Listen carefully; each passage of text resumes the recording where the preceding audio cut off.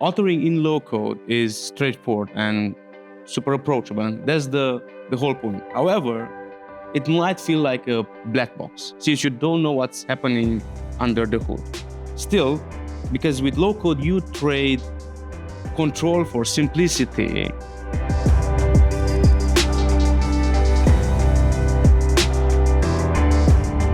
Hi, I'm Eusebiu Jecan, product manager for UiPath Enterprise Agents. I'm joined by Alex Ghimisi, one of the engineers for UiPath Agents. Thank you for being here, and I'm looking forward to this. Thank you for having me. Alex, first of all, please tell us about your work on agents and what you've been focusing on.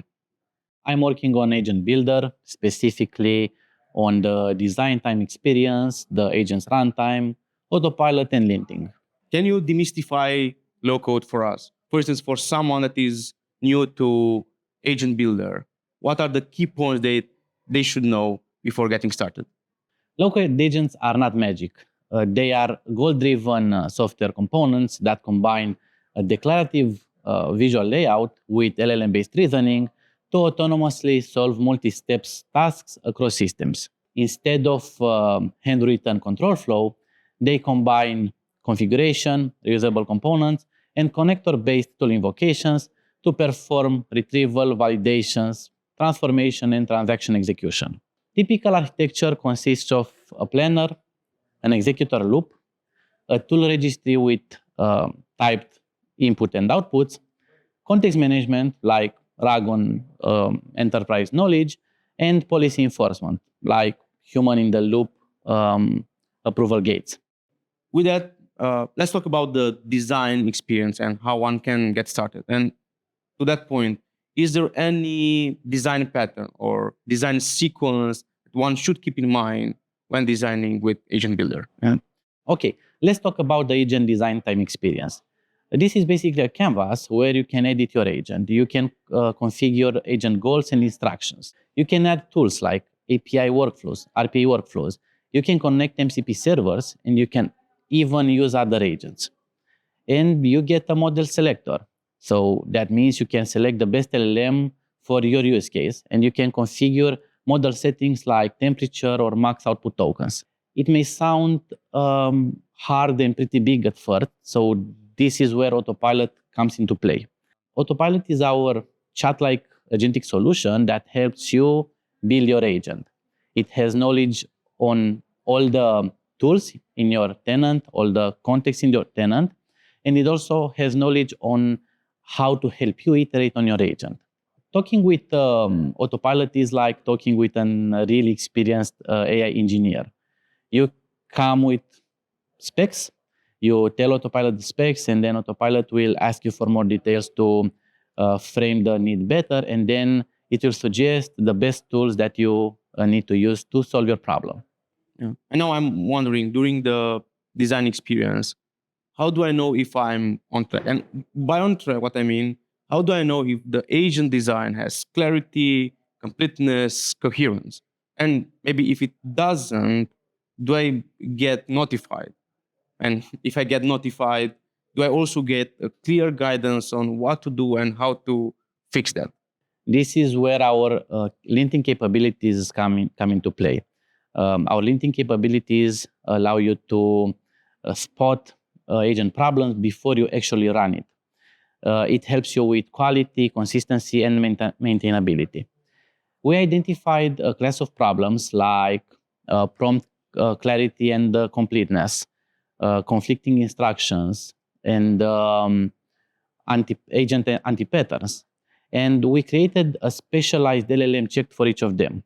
Basically, when you want to check a specific problem, we retrieve the specific information from the agent and we send it to the LLM together with a prompt built specifically for detecting that type of issue. After LLM does its magic, it will return you the list of issues and their location. And if the problem has a clear fix, we will also suggest you fixes. You mentioned magic, and authoring in low code is straightforward and super approachable, and that's the whole point. However, it might feel like a black box since you don't know what's happening under the hood. Still, because with low code you trade control for simplicity, are there any specific features for improving the performance and speeding up the process of reaching the desired behavior? And just wondering if you can give us at least a glimpse on how this is implementing. And I don't know that magician never reveals its tricks, but can you make an exception? There's really no magic, it's just hard work. If you look at what a typical agent a developer will do, you will see that most of the time they will iterate on the prompts. So workflow would look something like, I have a spec, I create a version of my agent, I run my evals, and I'm looking at the scores. I see that there is a specific part where it doesn't score well, and I'm trying to optimize for that thing.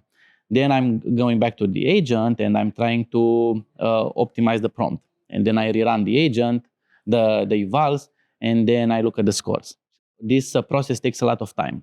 So what we do here is we offer a capability where we perform this automatically.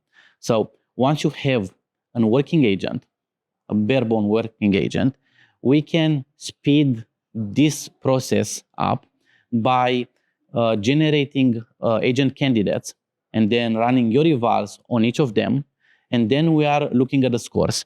We are identifying the agent that performed the best on your evals. And then we are suggesting you this is the agent that you should continue developing on. And with the design pattern that you've described so far, it's clear that you can start authoring in low code and using natural language. Use linting tools to improve reliability and even have some performance features to have this speed up process of reaching the desired behavior. In short, it's clear that one can build an agent that does what it's supposed to do. Now, we hear concerns like prompt injection or PII data leakage. How do we respond to that? Or in a sense, can we also build agents that don't do what they are not supposed to do? We have a feature that does exactly what you describe, and it's called Guardrails. AI agent guardrails are the technical controls and monitoring mechanisms that allows you to run your agent safely and within the defined boundaries. Effective guardrails combine prompt constraints, validation layers, and human-in-the-loop review to prevent harmful or unintended behavior. So we talked about bounding the agent behavior and about agent security. However, things do not stay in one single place. They do evolve with agents and LLM models even more so.